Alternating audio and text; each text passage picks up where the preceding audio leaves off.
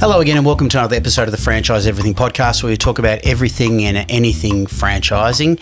And today we're down in Sydney and we're doing a franchise business leader podcast with Varun Ashok, who is the CEO and founder of Mobile Experts. Varun, how are you, mate? I'm going, Glenn. How are you? Very good, thanks. Thank you for having us here in your office today. Thanks for coming, mate. Now, this is a special one. So this is called a Franchise Business Leader podcast, where we're going to tell your career, your story and everything there. You're franchise adjacent right at this very second, aren't you, sort of thing? So, so Mobile Experts, 60 plus stores nationally already, and you're franchising Britain. So you're starting to really get that franchise scalability never happening. Tell the audience who don't know what Mobile Experts does. Mobile Experts, we're a retail business, about 65 locations as of today. And we're opening about maybe another 5 or more this year to wrap up the year at 70. We like to get that number. Get that, fingers crossed. Get the 70 out, And so we deal with mobile phone accessories and repairs. And we do also sell devices, new devices and pre-owned. Yep. There is a lot of demand for pre-owned devices. It's a massive market, isn't it? Massive market. Yeah, huge. And it's growing. Growing, yes. Yeah. So, majority, say 60% of the business is about accessories, 30% on repairs, and 10% on devices, which came in probably 5 years ago into our business. So we're still growing that part of the business. So. And interesting, and we're going to crack into it obviously through this chat about your career and life and everything, your business. But, how you get into that type of thing is very interesting, I think, because a lot of people wouldn't have a clue where to start repairing one of these phones and stuff now. So where did it all start? Where are you from? So I know that you're not from Australia originally. Yes. Where were you born? I'm born in India, Delhi, capital of India. And so I had a business back home as well. And you did study, you did everything through there. So I know you went to uni in India as well. Yeah, so you did some uni there? I did my bachelor's back in India. And what was that in? And it was I'm an engineer in computer science. You're smiling already. Yes. What do you think it's funny for that? It's bachelor's of computer science. Yeah. That's what engineering I did back in India. Yeah. And then I just came here for master's. Were you going to do were you engineering? Is that what you wanted to do for your career originally? No, not really. I think my parents said, what we're going to say, what did our son study up to? So like, okay, bachelor's, I got thrown out bachelor's. Yeah. I took it as with open arms, and I did it while I'm juggling with helping my dad as well in family business. Yes. So my interest was always, to do something else. Something else. So, what my dad's doing. Yeah. Are you more an entrepreneurial person back then? Do you think? Because you certainly are now. Clearly. I can say that. I think you can see it. Your traits. That things you do and what you like. Yeah. So always wanted to serve customers. Always in a fast-paced environment. And look, I belong from a business family. Like my dad, my brother.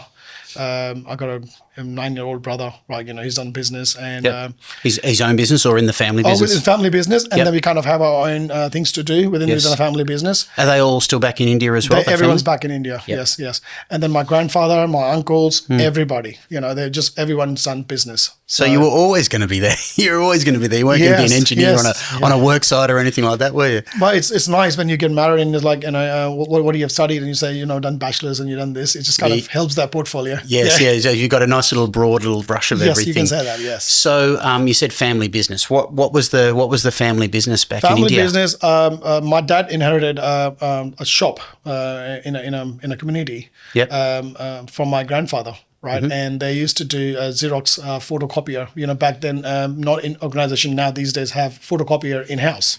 Right. Oh, yeah. So they used to people would go in, pay whatever it was to get some documents photocopied or something. Think about Officeworks, right? Yep. You go out and get the photocopier done if you want to get it done, right? So we had a store like that, right? And then my brother also joined my dad and kind of added internet cafe. Back in probably 10 years ago. Yeah, so when's that? So what year are we talking here with adding an internet cafe? We're talking about 2001. Okay. Yeah, early 2000s. It's pretty early adopting, isn't it? Yes. So that's what my brother added internet cafe to it, and he was looking at that kind of stuff. Yep. And then I quickly joined the business. I used to go to the shop when I was like my summer holidays, school holidays. Working in the holidays?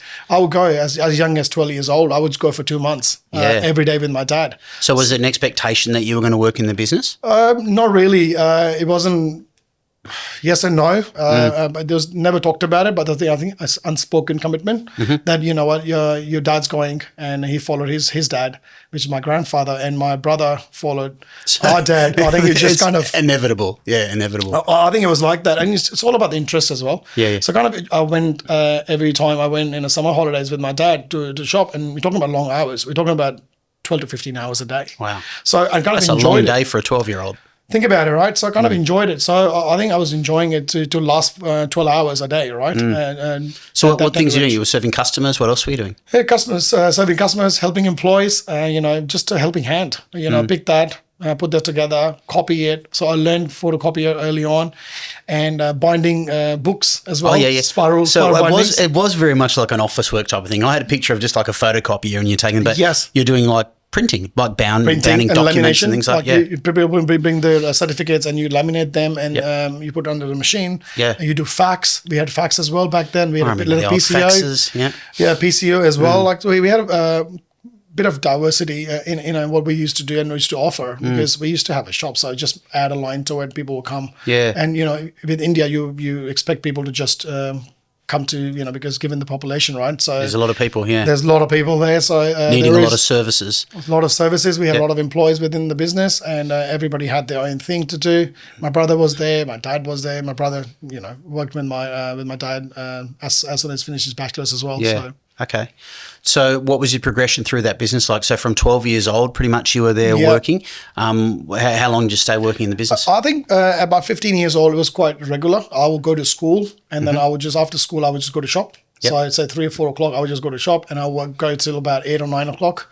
And then I would just come early and kind of help, because I kind of liked it. My dad's like, that's good, you know. Yeah, you're a busy kid. I would expect my son to do the same. Right? Yeah. How's that going? Is that going to happen? Yeah, that's going to happen. Don't know, right? It's always a question mark. Yeah. So, so I did that. So 15 years old, call it what? I'll be year 10, Yep. right? And Yep. I was kind of very involved after school. So I kind of enjoyed it. So, and kind of balancing studies as well. Obviously, you got to have academically, you know, be sound as well. How would you find time for studies in amongst all that work? I think I would have lots. So there will be 2 months that I won't go to shop, but Okay, you know, yeah. I'll find times, and the weekends Yes. as well. You know, I won't go to shop on the weekends. Okay. I just go on the weekdays and stuff. Yeah. So when did it start to get serious? So you finished school and everything like that. So what was your transition? Because we're going to bridge to the point where you end up in Australia at some point Yes, here. So yes. so what was the progress through in that business? I think then after bachelor's, so it was got really heavy. I got So you finished your degree? Yeah, finished the degree, and with finishing the degree, I was doing. I introduced phone accessories into the business, into the same So shop. you broadened the product base again? Yeah. So you can see a lot of phone shops around you, and you're like, hang on, they look busier than us. So I kind of got that phone accessories part of it. We're selling batteries, and we will sell devices here and there. I'll pick up a phone from my neighboring shop. You know, I have a customer who wants a device, so I got the device. I sell it for X amount. I make You put a little margin on it? little margin on it, and I give the money straight back. And that's how we really got into the phones, you know, that, you know, we should stock phones.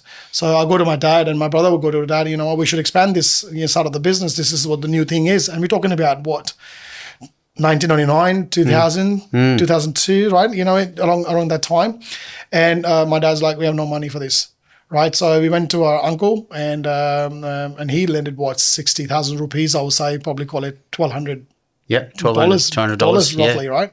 So it was a small amount. We started with 4 or 5 phones, but we started with 4 or 5 phones. We sold them, and we bought an extra one because we made money out of that. So we had 7, and then we had 10, we had 20. So end of, you know, Is it exciting inching forward like that? Yes, yes. Because you're seeing real progress. It's not like on a mass scale. Yeah. It's literally step forward. Yeah, it's step again, forward. now you're better than yesterday, right? That's Yeah. where you thrive, right? You're doing better than what you did yesterday. And that's what it keeps me going till today, to be honest. It's the same, right?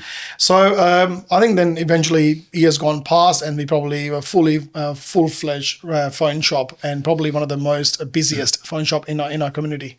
So you're no longer doing printing? Or we kind of phased out printing, and internet, you know how the era that came in and then it just disappeared. Yeah, internet cafes, everyone devices and everything. Yeah. So we kind of got into the phones, fully involved in the phones, and then so we did that. I finished my bachelor's, and talking about 03, kind of finished bachelor's.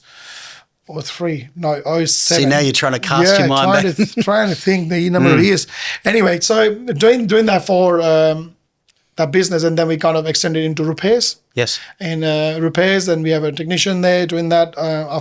We found him doing dodges, and then I'm like... Dodgy, like stealing or something? Stealing money, because we had arrangement 50-50 profits. And imagine repairs. A repair person, you would have been new into it. You would have been relying on them, like because it's new. Because we were salespeople, right? So we will buy for X and we put a margin and sell for Y, right? So, but then we got into repairs, which we had no clue about. But this guy say people were asking for repairs. Do you fix phones? So we thought, hang on, we need this service, right? Because it kind of complements the business. Yep. So we got a repair guy on a 50-50 arrangement, on the profits, and then he was doing dodges. He didn't want to pay 50%. He will meet people, around the corner and get paid fully. Type of person you don't want to be in business with. Yeah. Right. And then we thought, well, what's the solution to this, right? So what we thought, I put my hand up and I'm going to learn how to fix phones. So that's where it all began. That's, you can say, it got really serious then, right? It was all sales until now, and then learning repairs is just another. I can imagine. Another step level. forward. I mean, it's an even further level now with the complexity now, isn't it? I suppose. Today is very different. Today is very different. We'll get to it, I'm sure. Right. And so I spoke to somebody I knew in the business, and he said, okay, you know what, how about you come 4 to 6 hours a day? And because I had to manage the shop as well, right, with my brother and my dad. So I went 4 to 6 hours each day, depends what the day looked like, and kind of learned repairs. I think give or take, it took 3 months. And learn repairs, and then I said the guy goodbye. Yep. I'm like, you know what? I'm going to take over this one, so I'm going to fix phones. I know what I'm doing now. Yeah. Yeah. So kind of. So you got rid of the guy who was cheating on you. Cheating on you. Yep. But then I just waited because that gave me, gave you the runway to get that done. Yeah. Yeah. So 3 months. I mean, obviously you couldn't flick him before you had the. You don't want to lose the business what you're getting every day, right? Of course. So we did that, and then got rid of him, and then I was kind of a full-time technician, right? And we did that, kind of enjoyed that, and that became actually the most important part of the revenue of the business. It was actually making more money than actually selling devices. I'm talking about the bottom line, right? Selling devices, selling recharge vouchers, and selling accessories. Accessories in India is just they assume it's going to come for free with the device. Is that right? Yeah. Yeah, accessories, they don't want to... You get cases, you get all sorts of stuff. Yeah. So I think repair became the integral part of the business, and that's what happened. But then years gone, maybe a couple of years gone past, we're talking 06. My parents like, oh, you're well settled, you're doing well. Why don't we get you settled and get you married at an age of 22, 23? And I'm like... Was that a surprise? Were you expecting it? Did it happen to you? Is your brother older or younger? Yeah, he's 9 years older to me. Okay, so did it happen to him? Oh, no, he had a girlfriend. Oh, there you go. Yeah. He was sorted, but I was more invested into business. Yeah. I was workaholic, right? So we're talking about hours-wise, we used to open a store at 10 a.m. Yeah. And we close at 12 at midnight. So no time for dating or anything. 14 hours a day. And when you enjoy it, then it becomes, my work was my dating, right? So what was the conversation like when they said we'll get you married? Yes, I think that's how Indian culture work. And if you're sound, you're financially stable, and your family is right, and we're living in a parents' home, and they expect you to live in the same house. They have different floors. You still have their privacy. You're staying together, but you still have the privacy of different levels. So that's how the setup is. It's like more home. That's India as a culture. That's common. Yeah. Yeah, that's very common. So, but I didn't want to get married at all. So I'm like, you know what? So I'm like, what's going to change this? So I went up to my friend, and he was going for a master's degree in Australia. So he was already there a year before me. He's already studying out here? Yep. Yes. So I reached out to him, and he said, why don't you come here? So coming to Australia was like an escape clause for you? You can say that. So it was escaping marriage. Yeah, you could say that. And for me to get out of business, it was not easy. I was going to say it would have been a big deal. Yeah, it was a big deal. So then I'm like, okay, so I have to have a backfill. So we hired people within the business and to fix phones. And this time was not on 50-50 arrangement. It was on a salary now. So there was no hidden agenda. And then we kind of kept it away from customers. So you don't have no interaction up front, like what we did before. So no deals can be done in back alleys. So we kind of learned from my experience, right? So we did that. And then I got my visa to come up here. And I came here for my master degree. So I did Master of International Business from University of Western Sydney. Okay, yes. So did that for 2 years. So when did you arrive out here? When was that? 07. 07, okay. 07, call it what, 18 years ago now, right? Yeah, it is. So I did that. On my second day, my friend who I came to, his uncle owned a Pizza Hut. So he gave me a job my first morning of Australia. Doing So shifts? I was at work. Your first morning you arrived, First you were here. morning, Nice. so I came at night, and first morning I was at work at Pizza Hut. Wow. So And what were you doing? Were you delivering or were you making? I was doing delivery. Okay. Yes. I was helping maybe first week within the kitchen, trying to understand the business, and then I bought a car, started delivering, and I kind of enjoyed it because I enjoyed music in the car. It was just driving freedom, going out, just dropping. it was fun. I kind of liked it. So it was good. I did that for about a couple of years, and then I landed on a job at Vodafone. Mm-hmm. Right, and actually landed a job at Three Mobile. It used to be that brand 3, brand 3, number 3, right? It was the biggest. I thought you were saying 3 at 3 Vodafone stores. I thought, wow, you're stretching yourself. No. So it was Three Mobile. It's the biggest sponsor for cricket. Yeah, I remember that. Yeah, for back years. in those days. Yes. So, I did that for. So I'm talking about 08. I think the following year. I think 1 year later I got that, but I kept a Pizza Hut job. After hours. So were you doing with the Pizza Hut job? Did you stay delivery driving, or did you start doing other stuff in the business and within the store? So after 1 year, I became a shift supervisor as well. So I kind of leading the shift. I became an all rounder eventually. I did some course with Pizza Hut Yum. Yum I did brands, some modules. I did some modules with them. I became store an official management, training manager type stuff. She was shift supervisor. Yes. So I was all rounder. I could do everything. So I could do on the making board and on the oven and the deliveries, all rounder, put it that way. So at that time, it intrigues me from that time, from knowing from what you were at now, what was the plan then? So you've come to Australia to escape getting married, the expectation to get married, Masters of International Business, and then you're working at Pizza Hut and Vodafone as well. What was your plan at that stage? What were you thinking? To be honest, there was no real plan. I was just wanted to do whatever I do. I do it, with my open heart, and do like full-heartedly. So to be honest, I was just going along. There was no real plan. I was not a planner. It's quite different to what I am today. I know what I'm doing next 5 years, right? I know exactly how it's going to go. Yes. If everything falls right. So, but at the time, no, I was like 24, I think at the time, and then no real such plans, to be honest. I had to finish my course. Obviously I had a degree master. So it was two year degree. 2 year degree. Yeah, I did that, and then a couple of classes in a week, so it wasn't too onerous or anything like that. You could fit a lot of work in and around all that. No, so I could fit work, and there was study load. I could just manage it, So then about 1 year later, I landed Three Mobile job, and then I would do Three Mobile during the day, and at night I would go to Pizza Hut.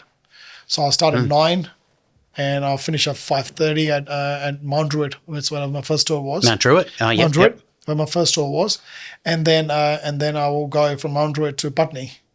Which is I can't remember. I lived in Sydney 25 years ago. About 40 minutes drive from there. And I'll just start my shift at 6:30, and I'll work till 12.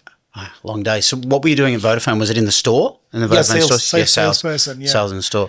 So you're working from 9 till midnight, basically, other than a commute. Yeah, call it 15 hours. How long did you do that for? Probably good 3 to 4 years. Wow. I did that. But look, I used to do that 14 hours back in India as well. So it wasn't a big thing. Maybe people who are probably going to view this, and in Australia, 8 hours is just, full time. Is the norm. So you're coming from a background and life and experience where that's just what you do. 14 hours, 8 hours felt to me was a half day. So 14 hours didn't feel So you're much. swimming now. Yeah. Look, again, if you think about it, right? If you're enjoying something, it doesn't feel like that you're actually working, right? So time flies, and it's no different today. Yeah. I could just do it 8 hours and I don't feel a thing, right? Wow. If you're enjoying it. So what was set up with home life at that time? So you're doing a lot of work there. No doubt there's no time for dating or anything. There has to have been at some time. No dating. Still? No dating whatsoever. No, just my work was my date. Work was it. Trust me, yeah. So I was just dating at work. Imagine that. Yeah. I was in love with my work, and that's how it actually, it went on. Okay. So 4 years, what was progression there? So what was the penny drop moment that you think that entrepreneurial spirit really kicked in after 4 years doing that stuff? 2008, started Three, and in the middle it got migrated to Vodafone, call it Vodafone now. Yeah. And then 2012, I was working in Rouse Hill for a franchisee. Right, I was not working for a company store. I was working for a franchisee. We had about 10 to 12 stores. Yes. So I was working in Rouse Hill. I met somebody in a phone repair industry, which was, we normally work as telco and phone repair industry, work really close to each other, right, as a business, because we always bounce off each other, recommends customer or referrals or whatever you call it, right? So I used to have a guy who we got along with, and he said, "Oh, why don't you open your own store? You know how to fix phones. You're good at sales. You can carry this, right?" And I'm like, "Yeah, okay. Do you have a location? Let me know." So was that the franchisee? Or just no, it was a phone repair shop. guy? It was a repair phone shop in Rouse Hill back Yep. then, right? And then he showed me a shop, which was his shop. He sold it to somebody else before in Stockland, Wetherill Park. And the guy named Alex, I think it was, and he's trying to sell me that shop for 50 grand, and the kiosk looked really outdated, really So tired. you didn't want to pay 50 grand for it, clearly. Yeah, didn't want to go pay 50 grand for it. And I'm like, not sure about this one. This is not what my style is. It doesn't look good. I don't want to stand here. Before we go on that, were you, it sounded like you jumped into that pretty much, you were pretty much set to go. What was the thought process like? Were you nervous at all? Is it something you go, yep, this feels perfect? Did it take you long to come to that realization? I did a small gig in between with that guy I was talking to, right? Yeah. We put a cart. We actually bought a casual cart in the same in the center. shopping centre? Yeah. Center. He wanted to open another one because I think he was worried that someone else was coming in the center. So he wanted to block that. He wanted to block it. He said, "I don't want to open another one. How about you want to partner with me in Rouse Hill?" I'm like, okay. So we got a cart from Rouse Hill. We opened. I put 10,000 in. He put 10,000 in. And we kind of lost. We ran it for 3 months. We lost about $10,000 collectively. Why do you think We that is, lost as you look back 10,000, on it? and I think it was cart. It was dodgy cart, right? Yeah. It was very casual.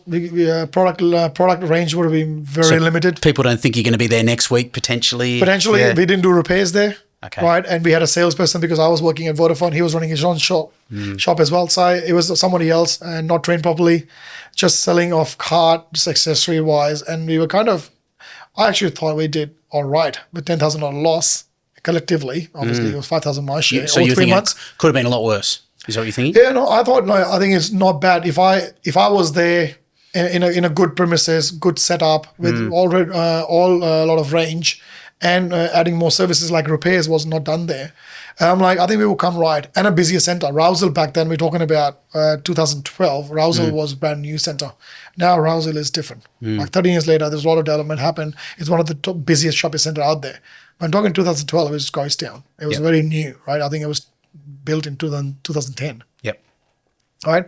So I think in a busier center with repairs, with myself as a salesperson as running the store with the right products, I think I think this will be profitable business. So kind of learned my ropes from there. I found my suppliers from there, and he kind of helped it. And he's like, "Okay, why don't you get a shop?" Which I sold it to somebody else. That 3 months was very formative. So, I mean, you knew a lot of this stuff from India with phone accessories, but in the Australian market was a different story. But you already knew a lot from Vodafone and Three, didn't you? I think Vodafone. I had a language barrier. I could only put maybe a couple of words together back then when I came. Okay. It was That's interesting. English. I hadn't asked about that yet, the language barrier yet. Yeah, language barrier was there. Confidence in India was huge because I was running a business in India, and coming from India and the people you're dealing with, you need to be super smart to really run a business. Otherwise, you get fooled every day, right? So I was quite switched on, I would say. And then when I came here, I was reluctant to go to serve customers. Like his confidence was lacking. Because it was a language Maybe barrier? a language barrier could be a thing. And then I had my store manager. I will mention her name. Her name was Toba Kabir. And then she kind of, I just followed her. Everything she say, I would just copy and try to practice. And I learned. And I think 3-4 months, and I was sales. I was doing. You were confident again. I was very confident. I was on my A game. And I think it took me 9 months, and I got a store of my own as a store manager in Vodafone. Yep. Right. So coming back to this, the kiosk, the cart. Did that $10,000 loss. I think, but I have other learning. If I have 4 factors I apply into this loss, I think it will be a profitable aspect. So then I spoke to this guy in Stockland, Wetherill Park, that I heard that you're moving out to South America. I think it was South American. He was moving out of the country for good. So he's like, "Oh, yes, but I want $50,000 for this kiosk setup." But his lease was expiring. I'm like, hang on, his lease expiring. So he didn't have a lot of leverage then. Yeah. No, then I went to the shopping center. I spoke to the leasing guy. His name is Francois George. I'm always thankful for him to give me the opportunity. So he gave me the opportunity, and he was quite supportive. I was new, and we actually bought a house as well. At the time, I was in a courtship with my missus. So we bought a house in a courtship period. I think because I had a property, I had an asset. Landlord would just kind of take that as a positive. Security there, or gave them a bit more confidence. So I gave my personal guarantee. I signed my personal guarantee on it, which I didn't know what it meant at the time, and that's why the new people today, they don't understand what they're signing. I didn't know it. I didn't know until like 6 or 7 deals I did, and today I don't do and sign just any what that personal guarantee means. Yeah. So lease negotiation was very important, like it's today. So it's all so people have personal guarantee. It's on you. It's all on you personally, on you. Yes. I'm liable for everything. If I don't make the business successful, they will take your house away or whatever you have under your name to recoup the cost and the liability you've signed for. Yep. If it's 5-year lease, it's liability for 5 years, right? So so he gave me the opportunity, and I'm like, okay, I got some quotations done, and I was getting about $60,000 to $70,000 quotation for the kiosk, and my budget was $60,000 to $70,000 collectively with the stock. Okay, so all included. All included. Yeah, so I didn't so you got a shortfall there. So it was massive shortfall. I'm like, what do I do? So I spoke to somebody back home in India, and I'm like, can someone help me build the kiosk? And they gave me a quotation of $20,000 to build a kiosk. I factor in shipping. I'm like $25,000. I'm like, I'm $35,000 ahead. It would just be absolutely right. So did that. Turned out to be massive. Was it too good to be true? No, it was okay, but there's a process to bring it here, and the workmanship was what people do here and what happens in India. Yeah, where I got it done from, I should say, because if you go to the right people, they might charge you double the price what I paid, but the better workmanship, right? Yes. So I landed on the wrong stuff, and I cut the corner, and I paid the price for it. Almost when the kiosk was landed here, and it took 3 weeks to come here. I had to airlift, not by ship, because I missed the deadline. I know I used to print books in China and everything, and if we missed the deadline, I had to get them on a plane. I missed the ship. But if you bring it by boat, by sea, it would have landed maybe 4 weeks late, not paying rent for 4 weeks because rent commencement date is locked in. You're working with time. You've really squeezed yourself into a corner, didn't you? Yeah. Yeah, so I'm like, airlifted, and one piece was much bigger, so everything came, but one piece got stuck at Singapore. So obviously it got stuck, and then that took another cargo plane to get here. Long story short. It sounds like a painful story. It was very painful. That was I think that's till date, in last 12 years, that was probably the worst nightmare. Yeah. I haven't experienced that. So how did you, what was your way to get through that? So how did you, did you talk to the landlord? Did you have delays? Yes, the landlord said, I have a message, I wish I can show you here, but I had a message from that is when I fitted the shop or the kiosk, and the GM of the center was on around, is it looks like a second rate. It's complete rip apart and start new. Yeah. And I read a message like that from my leasing guys, I supported you all this time, but I'm not sure about this. Your stomach would have dropped for sure. I'm like, look, it's half done. You're looking at things half done. Let it finish, and then we talk then. Yeah. So it came right, but I would say it was 8 on 10, but they're expecting obviously 10 on 10. How long were you going through this pain with it? How long? I think it was 3 weeks, sleepless nights. Yeah. And I was newly married as well at the time, and I was living at my in-laws while our house was getting built. So it was the whole... So all the most stressful things in life were all happening at the same time. Yeah, and you know what? At some point, that's where we lead into, the business we want to take this business to a franchising and stuff like that. I want to make sure nobody else goes through this. Yeah. And, I want to make sure that I hold someone's hand and, take my knowledge and, Yeah, and that's a bit of a mission you have. Clearly. Yeah, definitely. That is my mission. You've mentioned that a few times, that sort of desire. So you got that open at Wetherill Park. Wetherill Park. Finally, you obviously did some work on that to get that kiosk up to scratch. Yep. So what was trading business in Australia? I'm interested in, as much as trading, what was the difference in trading in a business from India to Australia that you found when it was your business? So your family business, your business back there, basically. So any differences that you saw? I think business acumen is the same. Mm-hmm. Principle of business is same, right? And I've kind of learned Australian way is more customer service oriented, right? And people are here more customer service, and India is more price conscious. Okay. They go by price, right? Here it's more quality and customer service. And I learned it early with Vodafone, retail exposure, right? So with my Vodafone experience, I was managing 3 to 4 stores for my franchisee because I got promoted from a salesperson to a store manager to an area manager. So I kind of had the exposure of handling multiple sites as well, right, through Vodafone. But again, so starting with Wetherill Park and come down trading, it was amazing. So I was making money from day one, and it was going bonkers. Did you expect to make money from day one? My expectation was really low. I was like, what I'm making as a wage, that was expectation. Yes. Right. And like, if I make the same money and then I kind of be okay. I took a lot of loan. You know how I just paid extra $50,000. I took a loan from anybody I could find. My uncle helped me. One of my family friend helped me. My mum had to sell her jewelry to give me money at last minute to fill that gap, $60,000. Wow.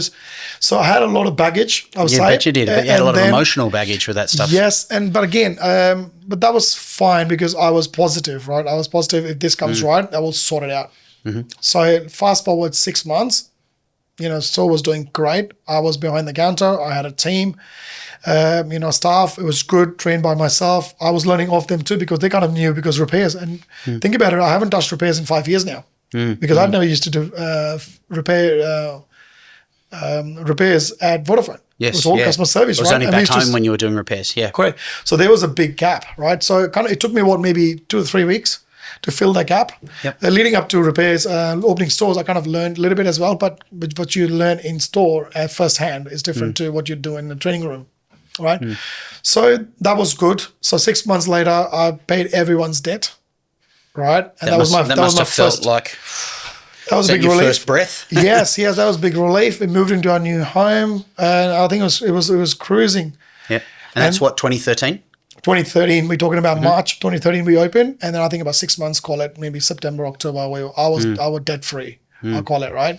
So what were you doing that was different at that time? So what do you identify that was different, that was setting you apart and making you so profitable? Because it's not normal that people would come into a store and be as successful you are necessarily straight away. And we talk about that a lot in franchising, that people say you're going to have to put in the hard yards for a year or so and really until you start to build your customer base and everything. What were you doing that was that made you so successful to pay back all your debts and do the sort of stuff If I compare something what an independent will go in today and what I had at the time, it was not much competition at the time. So it was easy to get in, and then all you have to do is give the right product at the right price with the right intent and customer service. Yeah. And I was doing that. I was a salesperson all along. You're doing the basics really well. Yeah. So I did that. I had the right products.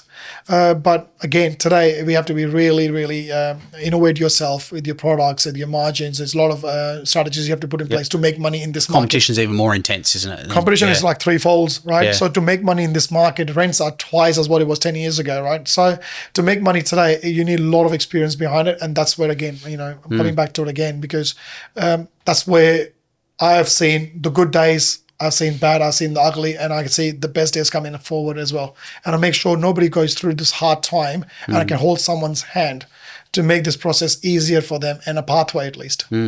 So, okay, 2013, you've got your store open. When did you start adding other stores on? Adding stores, again, you asked my vision. What was the vision to add more stores? There was no vision. So that was first vision, first store to open. And then I had friends. I had friends in Vodafone. I had roommates, my schoolmates who were here, So when I was working with Vodafone, I got them into work in Vodafone with me as well. So they were there. So I got a couple of them. So I helped like maybe 3 or 4 friends like that. How about you open a store? You work there 6 days. I'll give you a day off. I'll work. You put in half money. I'll put in half money. And then let's open a store. You know what? It makes X dollar value. All you have to do is learn repairs, which I will teach you in my store. Yep. So that's how I started. So I helped one friend. I opened a second store in December 2013. Yes. With a mate. So second store already, yeah. Yep. And the third store I opened with a partner in 2014 March. It's a great way to open more stores, though. People you trust and know. Yep. And the trust factor was there, right? Yeah. So and I was teaching them. So, and then another one we opened 2 months later. So we had 4 or 5 stores with all in a close proximity. Yes, it was a Blacktown, Tuggerah, Parramatta, and mine was Wetherill Park, and we used to live in Northmead. So 2 friends we all 3 were actually roommates as well. So it was easier, right? So I taught them phone repairs and so someone who was in Tuggerah, so he's like, I will move Tuggerah. And I'm like, we will only take the site that's far away. If you move there, then we sign this. Otherwise, we're not going to sign this one. So he's like, okay, I'm going to move there. So he took that, that opportunity, and that all the stores made money from day one. Wow. So that could give me a bit of peace of mind. So that strategy, how many stores does that get to like that? So we didn't add more friends into it. So we just did maybe 2 or 3 deals with the same partner. Yeah. And then we were about 15 stores with the same 4 partners or 3 partners I had at the time. So Mobile Experts is now 15 stores by what year is that? Talking about 2015. Yep. So within 2 years, we opened like 15 stores. Wow. 12 to 15 stores. Great rate. Yeah. And then I had another partner came in 2015 that was on our employee. So so 2 of these partners were my employees as well. So we gave them opportunity because they were from a decent background. They had financial support from India as well. So they came in with the money and taught them the business. And we just opened more stores with them. I think it started got funny about 2016. It got funny because they were cruising. I think they were taking it easy. They were not taking it serious. So they had a different approach to it than you were thinking, obviously. Yeah, when you're 15 stores, then you got to put some strategies in place to really see the growth, right? And it's not about just opening stores and not servicing it, because you got to keep the foundation right. So I spoke to them about foundation of the business and after sales service, because customer will buy from one partner and go to another partner for customers for warranty experts, for service, for warranty after sales service, and they will say no, it's a different owner. So I didn't like that. No, wasn't good for your brand. No, it wasn't good for a brand. It wasn't good for a customer service piece. Like, for more than brand, for me, it was like, we're not doing the right thing by the customer, right? It was not branding at the time. Today it's about brand, right? At the time, it was just like 15 stores. Yeah. Didn't see much value in the brand. Yeah, it's still pretty good. Still pretty good. Yeah. You look back and you think about it, but I didn't think at the time, right, about the brand. I'm like, it's just a location, more location based. Of course, yeah. Right. So that didn't go well with me. Then I spoke to this guy, set them together. I'm like, this is we need to sort it out. And they won't come to party. There were a lot of disagreements will happen, and they won't get along with each other. And there was a lot of, it became a baggage. All of a sudden, from an asset to baggage. Because one-on-one relationship was great, but now I'm telling these guys to get along with each other was a bit of a challenge. So they just weren't cooperating together, and so I didn't have any problem with individual, but working together as a team, that became a little bit heavy on me. Yep. And I'm like, now I'm trying to not focus on the brand or the shops, all the opportunities, because think about it, when you're doing good, landlords want to give you deals because you're doing the right thing by them. Rent's paid on time, store open on time, close on time, presented well, good products, doing all these things, right? And then landlords giving you opportunities. But again, I want to take the opportunity. I want to make sure that I don't let my landlords down. Yep. Right? For them, I need these guys to come on board. Right? So these guys were just not getting along, and it was becoming heavy. I was not focusing on the brand. I was focusing on the relationship, their relationship. So it was sucking your time and your emotional energy. Yeah, I think it was the topic is changing. Like, my energy was changing from brand to personal relationship, and that wasn't good. So I sat them together. So I took some advice from solicitors and stuff like that. How do I tidy this up? This is the challenges I'm getting. I got some professional advice, and they gave me, like, you know what, sit them down and talk openly to them. So it was all handshake arrangements at the time. So I got some agreements in play. I'm like, with the exit policy. It's a very difficult thing to do post everything happening, isn't it? So but we had very to do precarious. it. Right? If you're doing it wrong for so long, you got to fix it. You just can't just continue because you started wrong. Yep. Right? We were just mates, and we did it, and then we had to fix our mistakes, not keep making the same mistakes. So I thought I'd just do the right thing, what's right, and then we just came up with some documents, and we had the right exit policy. If tomorrow there's a disagreement, because I could see it was falling apart a little bit. So I'm like, exit policies, it was very fair. Exit policy is very fair for both parties. It just we don't become a civil dispute. Yep. Right? So I put them in front of it. They didn't like it. They're like, it was a handshake arrangement. Why are you bringing documents in play? Because I was trying to see, I'm like, we're going to grow together with it. And we make sure if we don't get along with each other, there is a parting ways and done nicely, amicably, right? So that we're not going to go like, I'm not going to sign documents. They weren't too keen to go beyond past the handshake thing. Yeah, so they didn't want to do it, but I was adamant about that. I'm like, to secure a future of the business, I think we need to do this. This is the right thing to do. And that's what advice is. So I was a bit adamant. They were a bit adamant not to do it. So we sat down like, what is the solution here? So how did you eventually get through it? We just sat down and say, you know what? We split the stores. Option one, you buy me out or I buy you out. There's only 3 options. And so some partner bought stores from me. Yep. Some and the rest I think is split. I didn't buy anyone out. What do you mean split? Like we take, just say you have 4 stores, you Yep. split 2 each. Okay. Yeah, Okay, so fair. financially what makes And then sense. you argue over which one's a better one to take. No, that went smooth. Yeah. That went Okay, smooth. did it? Okay. So that didn't, because we were mates. We were working okay. together. That's good. And think about it. We didn't have any issues one-on-one. Yeah. Right. So it The happened. collective, all Yeah, not it in didn't sync. go well because that conversation is a hard conversation, and every relationship you got to do some hard conversation and how they take it. So, but they had one ideology, I had one ideology. We sat down together. We kind of amicably we just parted ways. So all that was wrapped up, what, 2016? 2017, 2017? 2018. 2018, okay, so not So that far ago. started in 2017, 18. I think with 1 year, 4 partners, everything was split Okay. and it was done.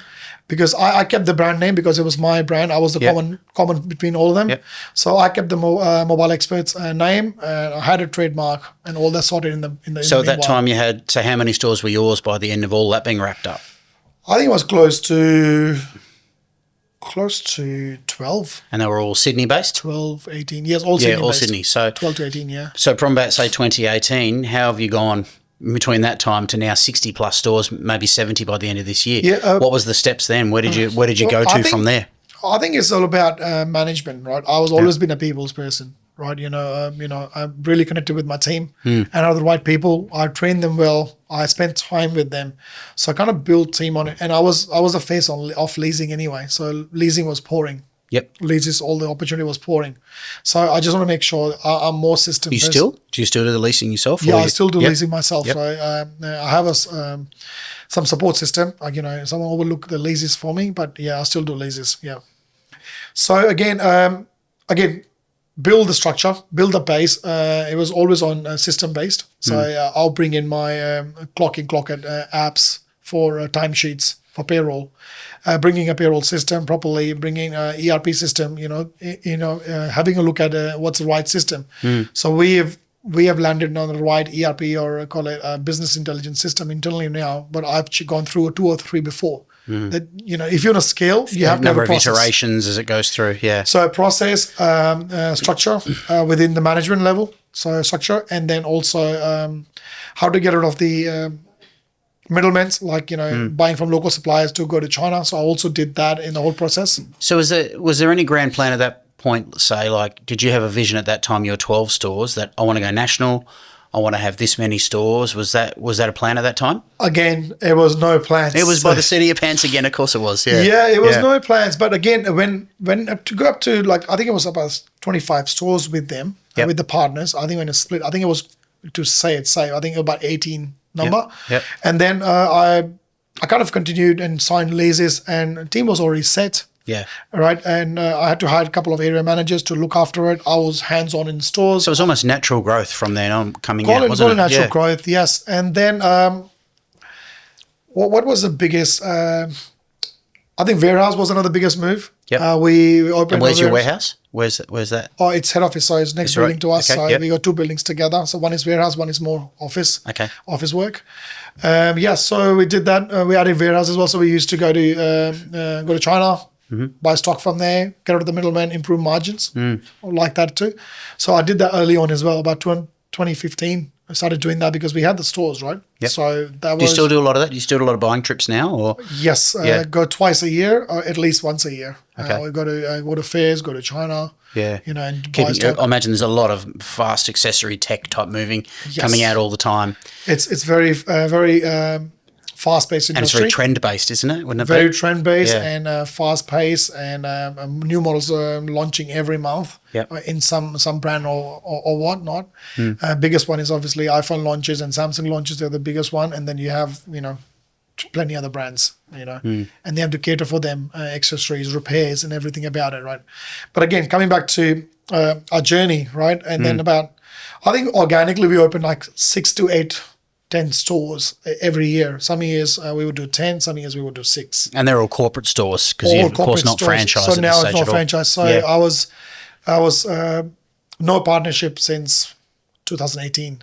So how are you managing that from a debt and cash flow perspective? Like, Well, because stores making all money. capital. Yeah, Stores making money, they're right? opening straight away and making money. And look, I will say I was really living low key in terms of my lifestyle and stuff like that. I would just take my wage till date. I would just take my wage, and then I will have any money making from the business. I'll go back in the business in some shape or form.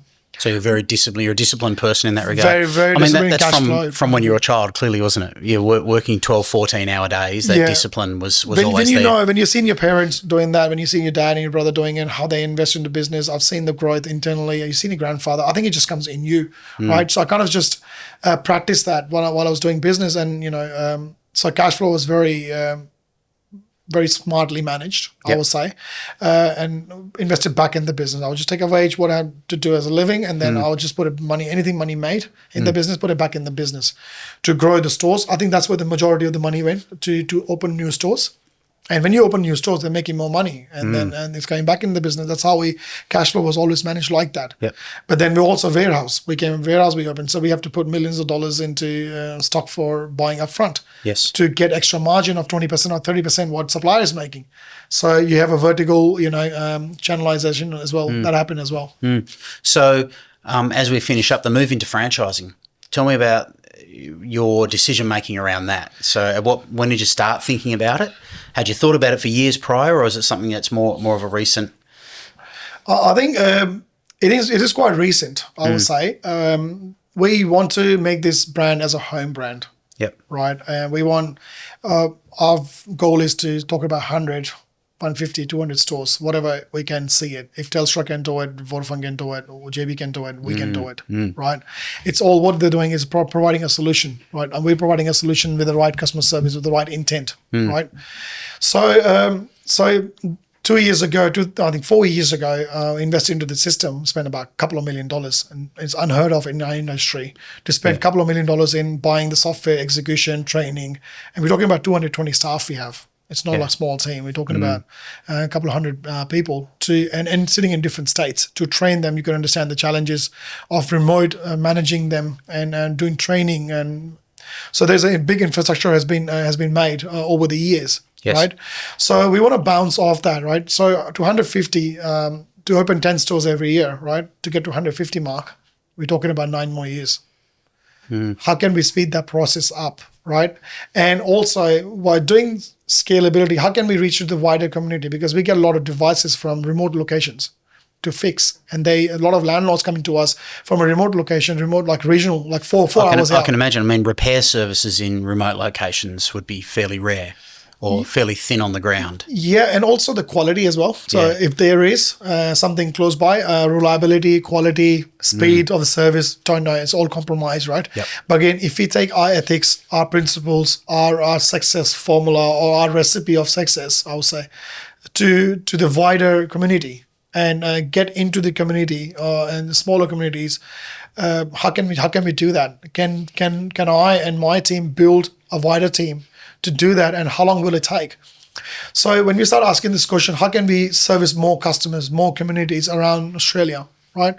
So I think the answer was franchising. We can create a bigger family, and we have a like-minded people and who has the same vision, and we can coach them through our principles, cash flow, using systems to help them to grow a business, having the right product at the right price, customer service piece.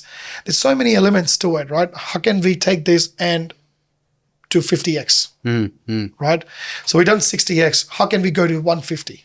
How can we go to 200? How can we reach those communities and they're just hiding away and looking for service? There are a lot of vulnerable people who they cannot get out of their home. Yeah. Right. Yeah. And they cannot drive up to more than 5Ks during the day. How can we get to them? Right. So I think that's where the answer is scalability. And also that scalability, helping the community is one. Second is a lot of employees, a lot of people in this industry, they have no pathway.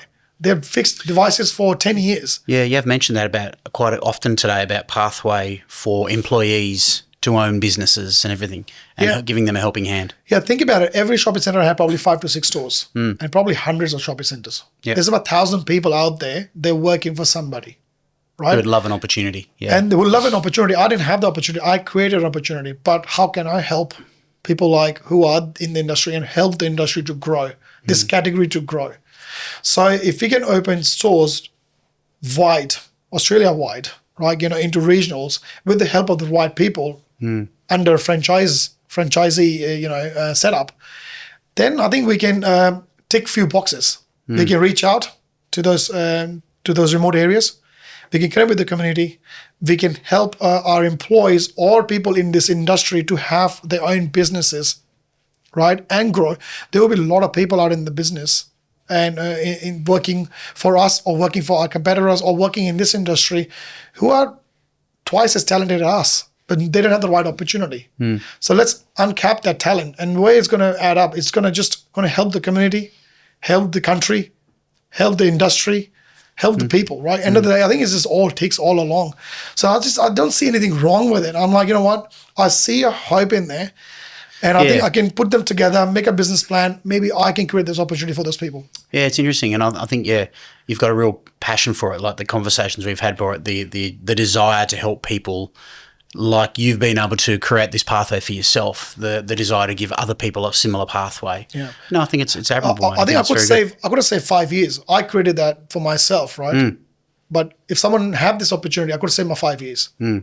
Right, and I want to buy that opportunity for you. Yeah, you would have bought that. Yeah, I know. So if someone want to help today or want to jump onto this opportunity and come in and have a chat to us and our team about franchising, I want to try to save them 5 years. What they gonna do today is what they're gonna do after 5 years anyway.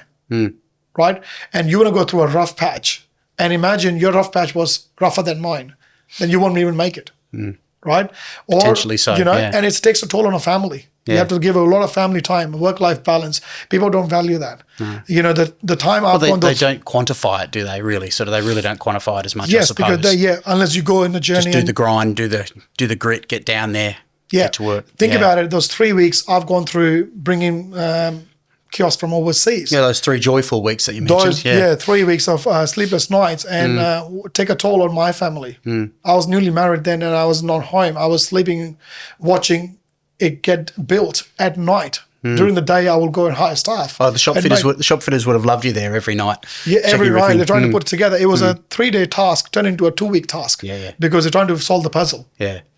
So, all right. I want to help people so they don't go through that journey. And, it's exciting, mate. It's exciting. It's, like what you've done is amazing, I think, to go from, nothing to 65 plus stores, hopefully 7 by the end this year, and moving into franchising. I think franchising will welcome you for sure, the sector broadly. I think it's exciting to have such an offer in there. So thanks so much for telling your story, Varun. It's a fascinating story there, and we look forward to many more in the future and hearing about more successes and more locations. Yeah, thank you so much. Thanks, mate. Thanks, That's it for another one of the Franchise Everything podcast. If you like this, please share, subscribe, do all that sort of stuff, and we'll catch you in the next one soon.